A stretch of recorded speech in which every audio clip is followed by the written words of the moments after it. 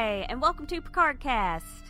As always, I'm Brooke, and with me, like every other time, is Rebecca. Oh, geez, I thought you were pausing so I could introduce myself. Like I've never done this before. Hi. Nerd. Oh, and Nerd that alert. other voice was our very first guest, Joe Prime from Vintage Geeks podcast. He's here again because he's our first guest for the actual Picard series.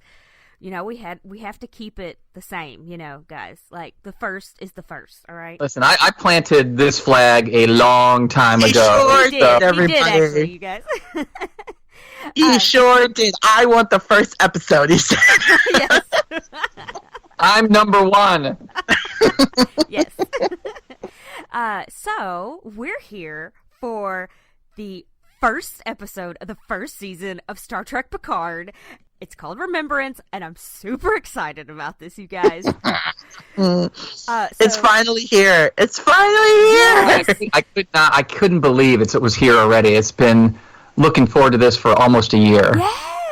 Yes. Crazy. So now here's the question. The episode dropped at 12:01 a.m. Thursday the 23rd Pacific time. So that's 3:01 a.m. Eastern time, where all three of us happen to be on Eastern time. What time did you guys watch the episode? I watched it at like 5:15 in the morning. I woke up early before work to watch it. I was going to get up and watch it when it came on because I've done that for another show from a different property, the one that shall not be named on this. The show that shall not be named. And I was going to do that, and then I went to sleep, and then I was like, I don't want to get up. So then I didn't get up early enough to watch it before work, and I was too busy at work for like lunch break or anything, so I didn't get to watch it till I got home on Thursday night. Oh, okay. That's fine. I was up at 5:30. I was going to watch it in our bedroom, and then I'm like, you know what? I'm going downstairs to the big screen TV with the subwoofer, and of course my wife is up drinking coffee, and she said, why is it so loud at 5:30 in the morning? I'm like, because I have to experience it, you know, and I have one dog who doesn't like the subwoofer, so he goes into the bathroom behind the toilet, get away from it, but I'm like, that's just the way it is. Oh, so it was like 5:30ish. So we kind of watched it around the same time, Joe. Yes, yeah, it's awesome. Oh, yeah. Yeah, I had sent, by the time I finally got to watch it, I sent Rebecca a message and was like, what? Because we did our, like, hot takes on it real quick, and I which you'll listen to before you listen to this, and I was just like, I wrote down, what? A bunch of times, because I just couldn't believe what I was watching. Like Rebecca said, the air date was January 22nd, 2020. We are in the future.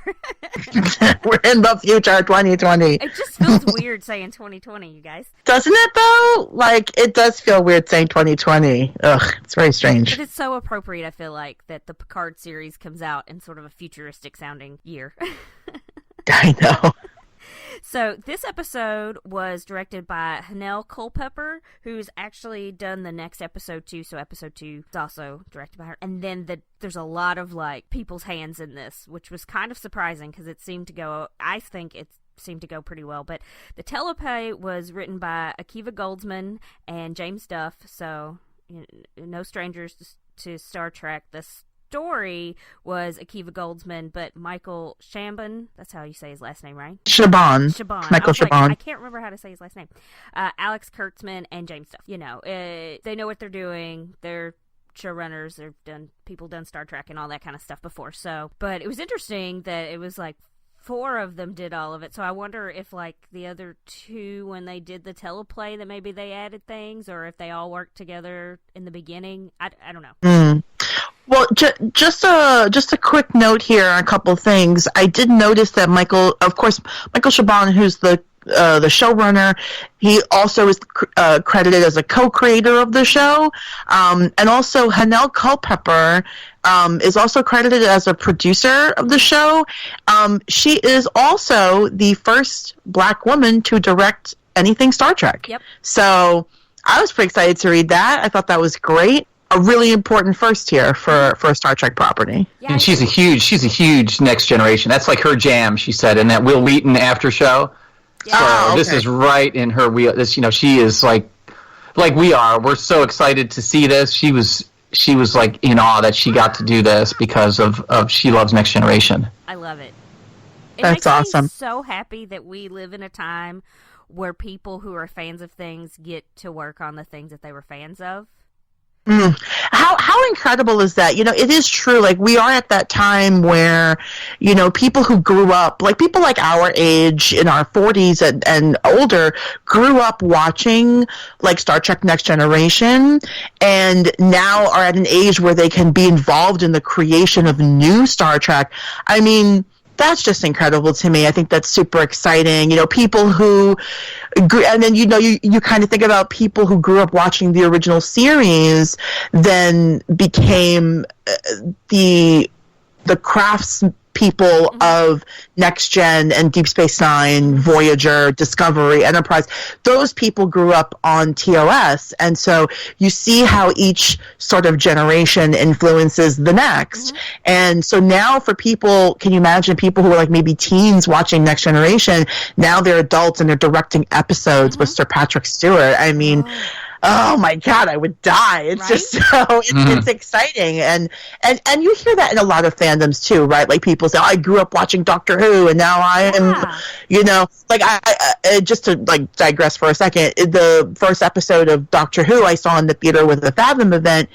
And Jodie Whittaker said basically that kind of that idea that she grew up watching Doctor Who. She's a big Doctor Who fan, and now she is the Doctor. So it's like it's so fun to see that in these long running fandoms, the people who are able to now participate. The Doctor before her, Peter Capaldi, wrote into like Doctor Who magazine or whatever. He was a kid wanting to be the president of a Doctor Who fan club. Oh, wow. David Tennant always loved Doctor Who. Like, that was really cool. And you see it now, like, with Star Wars, too. There's a lot of people who are fans of Star Wars who are getting to work on Star Wars, too. Property that shall not be named. I did bring it up. That's okay. We can name it. It's okay. We're also Star Wars fans here. Yeah, but you're the one who's always like, ugh. No, it's okay. No, it's true. I am, because, I mean, Star Trek is for smart people, but that's okay, everybody. I'm teasing. Sort of. I know. That was mean. I'm sorry. I'm teasing. I know you're a big Star Wars fan, bigger than I am, and that's yes. I'm teasing you completely about that. Oh, by the way, speaking of fans getting to work on things, if anybody's out there is a costume designer for any of these things and needs an assistant, I can help you out, you guys. Please call Brooke. Please. She's amazing. Thank you. So after I get off here, I'm gonna actually make some costumes too for some cons coming up. So I digress. I'm just so excited about everything. Okay. No. Ooh, okay.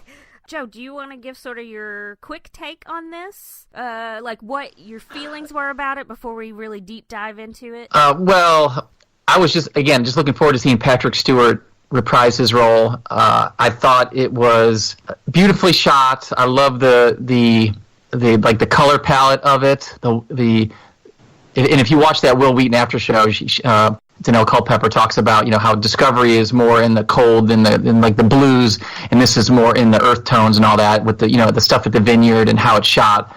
But I thought the acting was great. I thought this was a great launching off point for a first episode to get the story going. It had a bunch of surprises in there and a bunch of Easter eggs, which was great. I think it's just an immensely strong opening to this series. Okay, cool. I'm excited. I'm really glad to hear what you guys have to say about all of this now. Oh. Okay. Also, I can't wait to discuss all the Easter eggs. The Easter egg, and Joe, we'll let you talk about it since you sent it to us. Joe sent us a screenshot of an Easter egg, we'll post it. Which, by the way, I've read an article about, all the Easter eggs you might have missed, and that one is not mentioned. So you caught it, Joe, and these sites did not. So good on you. Because everything else I pretty much caught, but that one I did not. It's funny how I can be super detailed with like that, but stuff around the house with my wife asked me, I totally space on, and she's like, how can you not remember that? I just told you that. So it's weird when we focus on the things that we like really, really love. I love my wife, don't get me wrong, but I don't love laundry, you know? So should start referring to things in like Star Trek terms. You know, so maybe that would help. Maybe if she was like, Joe, don't forget to clean out the warpness cells later, you'll be like, on it! Yes. she hates all of this stuff. I know. Absolutely hates all of this stuff. Look, okay, for everyone out there, his wife is like a saint because he's very, very, very into lots of things, but especially like Star Trek is definitely one. Superman is another thing.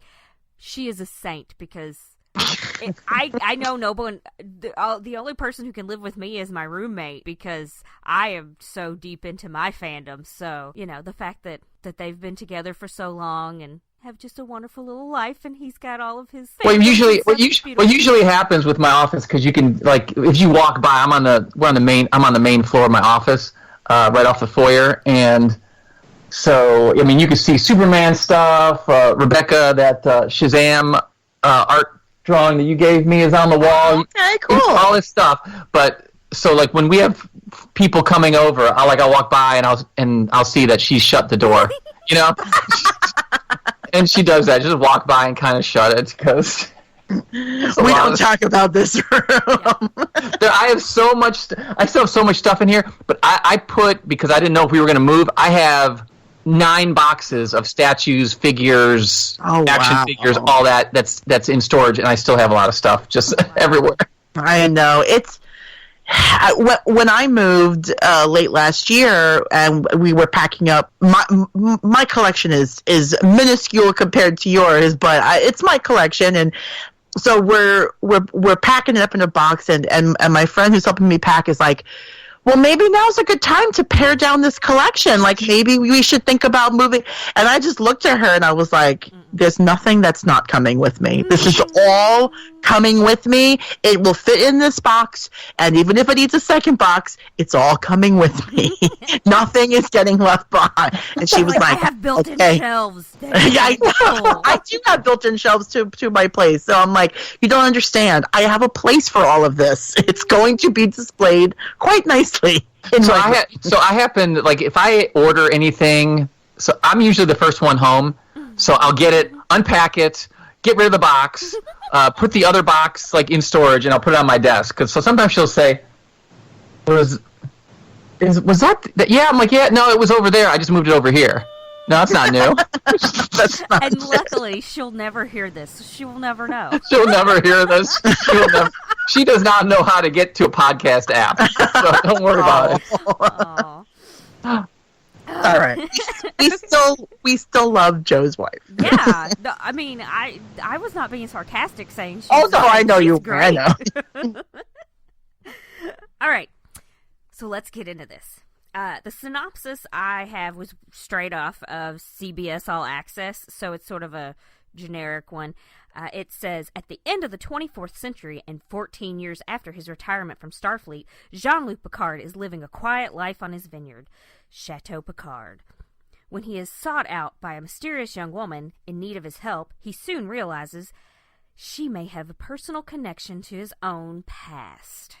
Dun, dun, dun. So, you know, we've obviously seen the episode now. We've seen the trailer, so we know this is Daj, this young woman. In the episode's how we find out how he meets her. So the first scene, we see shots of like, nebulas and stuff, and we hear Bing Crosby singing Blue Skies as the soundtrack, which is like a callback to Nemesis, because that's what Data sang, right? Yep. I was like, I just did this.